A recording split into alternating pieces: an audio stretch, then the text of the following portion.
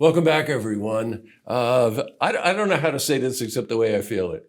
A country like the United States, and you find out that baby formula is produced by essentially three companies. One of them goes down, and some brain surgeon doesn't realize that we're going to have a problem in this country with supply. I don't mean to make light of it, by the way, because the reason I'm doing this interview is there's a lot of conversation about this, some misinformation about it. So we decided to go right to the source, someone who would really know this subject. This is Krissy Lafreniere, who is a registered nurse with a distinction that she's going to explain to you. And let's get into this. So first, Krissy, welcome. Very nice to have you here. Thank you. Thanks for having me. Oh, you're quite welcome. We do a lot of work with Glens Falls Hospital. I know a lot of people over there. And when I called Ray Agnew up, immediately he said, "Oh, you got to talk to Krissy." Yeah. So thank you for taking the time. We got a lot to cover. First, that word master is attached to registered nurse, which I'd never heard before. What does that mean? That means that I completed a master's degree in nursing with a concentration of leadership and administration. So I'm a master degree prepared registered nurse. It's a graduate studies and focused in health administration and leadership. Now you've been Glens Falls Hospital, I think 20 something years, 25, 27? I'm on my 27th year and my 26th year in the snuggery. Oh my God, we could spend the whole interview just talking about what it's like in the snuggery. I've been in there a few times, and it's just, you feel like you're stepped in heaven for some reason. It's this magical place. Like I said, we could probably talk about, spend the whole interview on it. But let's get down on this. And I also want people to know that the snuggery, really well known in the region, in case you're just moving here or something, but from labor to delivery, recovery, postpartum issues, all this, really check out the snuggery at Glens Falls Hospital. All right, so all of a sudden out of the blue, we have a formula shortage. Let's talk about this. First, why is formula important? Formula is important because it is a balanced nutrition that is sensitive and balanced with the electrolytes for the sensitive gut of a newborn. Really, we know that breast milk is the preferred method of feeding a baby, but there are families who need to what we call supplement the baby if the baby needs additional supplementation, breast milk plus some formula. And some families choose to formula feed. And so if breast milk is not available for the baby, we need to have a comparable nutritional food for the baby. And so formula is very regulated. It has all the nutrition and the sensitivities to a baby's gut and the fluid balance and the health of the baby's nutrition, brain development. You'll hear a lot of the formulas companies market DHA, that is the protein for brain development, and it is very important. They try to mimic it as close to breast milk as they can, but it's important because of the nutritional value and the sensitivity to the newborn. One of the questions you hear is that, well, if I started my baby on formula, I can't switch to breast milk. Or vice versa. Is that true? Some families choose to do both.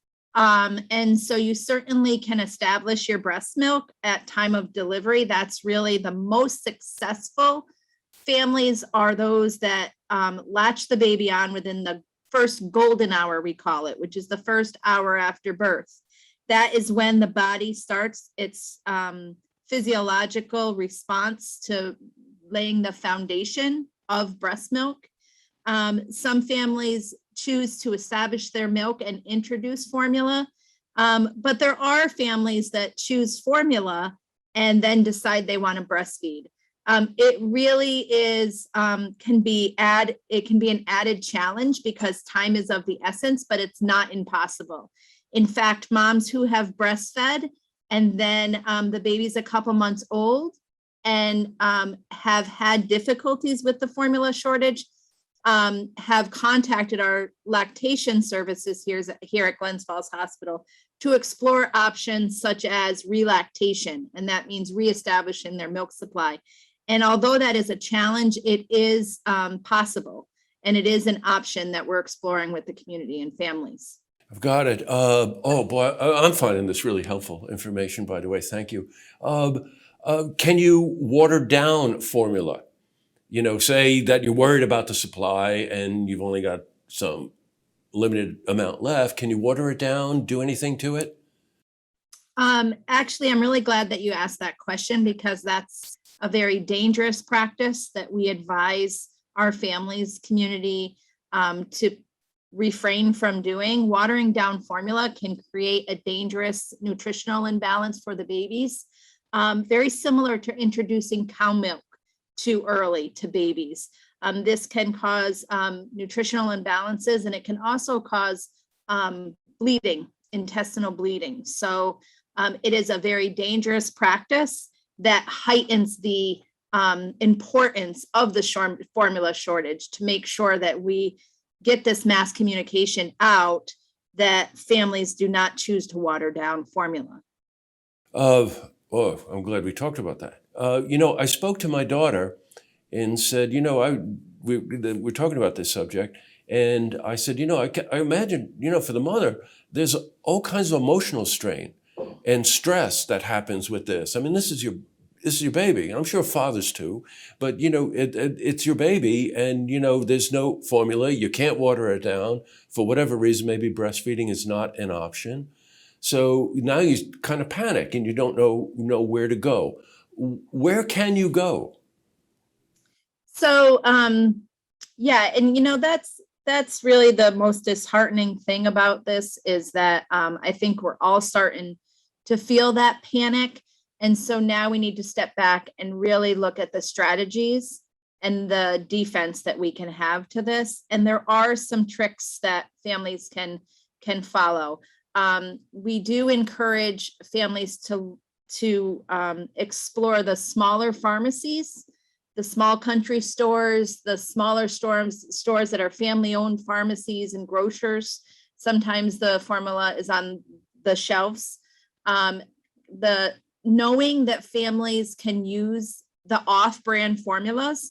So you can use CVS brand, you can use Walmart brand, you can use other brands of formula that are not Similac or Infamil, which are the Coke and Pepsi of formulas. You know, we do advise that these formula changes are after a discussion with your pediatrician.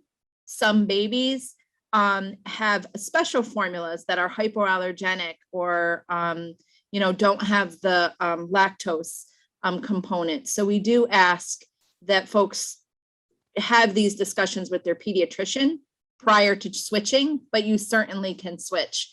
Also, the age of the baby. If you have a baby that's 10, 11 months old, that's also a discussion with your provider. They may feel differently introducing toddlers formula as opposed to infant formula.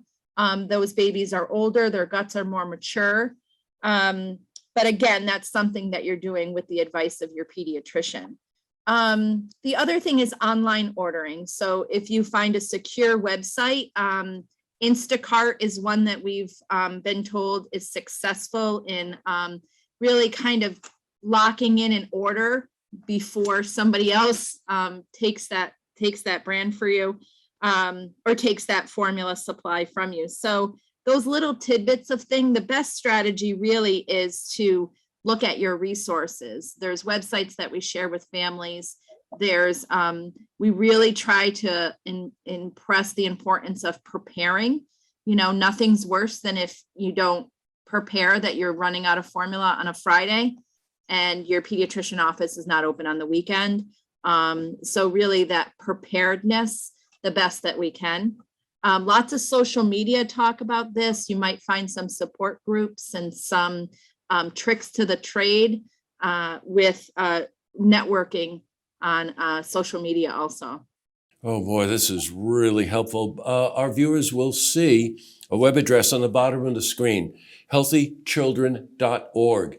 And Krissy told me before we started recording that if you go to that website, you'll get a lot of information and some leads. Because one of the things that was mentioned to me, they said, you can't order it online. You don't know where it's coming from. You don't know. But I'm sure that if you can go to healthychildren.org and listen to the information that you gave in this interview, you'll find out that there are safe ways to do this. One thing did stick in my head, and then we've got to run, is plan ahead. Don't wait until you're down to one package of formula left.